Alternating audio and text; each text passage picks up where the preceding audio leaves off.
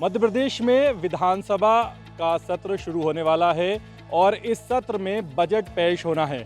Budget को लेकर युवा क्या सोचते हैं, उन्हें बजट से क्या उम्मीदें हैं, ये जानने के लिए हम पहुंचे हैं युवाओं के बीच। हम उनसे बात करेंगे और जानेंगे कि जो बजट आने वाला है उसको लेकर उनके मन में क्या क्या उम्मीदें हैं और वो बजट में अपने लिए क्या चाहते हैं।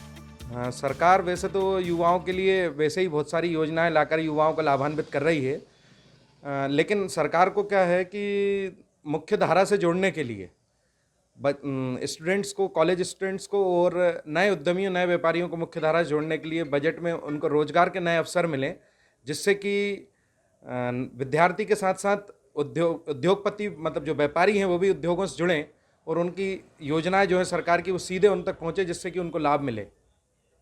रोजगार को लेकर सरकार जो कार्य कर रही है उनको और आगे बढ़ाते हुए सरकार जिस दिशा में चल रही है उससे नए नए आयाम, नए नए उद्योग स्थापित हो रहे हैं, नए नए रोजगार के अवसर खुल रहे हैं। इसी क्रम में आगे बढ़ते हुए सरकार को अपने बजट में युवाओं को विशेष ध्यान रखते हुए आगे बढ़ाना चाहिए। सरकार को चाहिए कि युवाओं के लिए ज़्यादा से ज़्यादा रोज़गार में प्रावधान करे।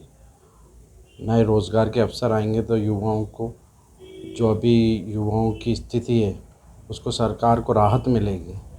और जब तक प्रावधान नहीं होता था, जब तक सरकार उनको रोज़गार भत्ते के लिए बजट में वो करे प्रावधान, जिससे रोज़गार के अवसर भी मिलेंगे और बेरोज़गार युवा हैं वो सरकार को आने वाले समय में आगे लेके जाएंगे, सरकार की नीति को आगे लेके जाएंगे।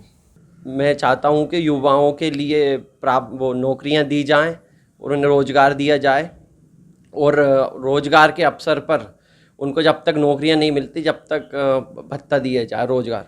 अभी जो बजट आया है तो मैं चाहती हूँ युवाओं के लिए अधिक से अधिक वैकेंसी निकाली जाए और जो पिछली वैकेंसीज़ हैं तो उसमें जो देरी हो रही है भर्ती में तो उसको जल्दी से जल्दी पूरा किया जाए। जैसे पीएससी में 3-4 साल से भर्ती नहीं की गई है तो उस प्रक्रिया को जल्दी से जल्दी संपूर्ण किया जाए। और भी क्या मांग है आपके बजट में?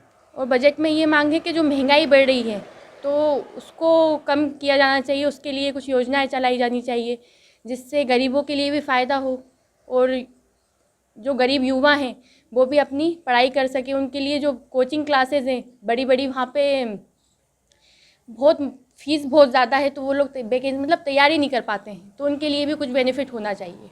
हर एक नौजवान यही चाहता है कि उसकी सरकार ऐसी हो जो उसके भविष्य को सुरक्षित और मजबूत कर सके, और सरकार से हम यही उम्मीद रखते हैं और हमें पूर्ण विश्वास है कि माननीय शिवराज सिंह जी, चाहे वो नौजवान किसी भी वर्ग का हो, उद्यमी हो, खेल में हो, युवक हो, युवतियां हो, सबका भविष्य सुनहरा कैसा हो, उन सभी विभागों के अंदर बजट के प्रावधान को युवाओं को केंद्रित करते हुए और उनको ध्यान में रखते हुए उस प्रकार का बजट सरकार पेश करे, ये अपेक्षा हम शिवराज सिंह जी की सरकार से रखते हैं। तो सुना आपने, ये थे युवा जिनसे हमने बात की और हमने जाना कि जो बजट पेश होने वाला है उसमें उनकी क्या उम्मीदें हैं, वो बजट से क्या चाहते हैं। तो ज़्यादातर ने ये बताया, युवा ने हमसे बात करते हुए कि वो नौकरी चाहते हैं, वो रोज़गार चाहते हैं। कुछ ने कहा कि जो बजट में ऐसा प्रावधान होना चाहिए कि युवाओं को उद्योगों से जोड़ा जाए।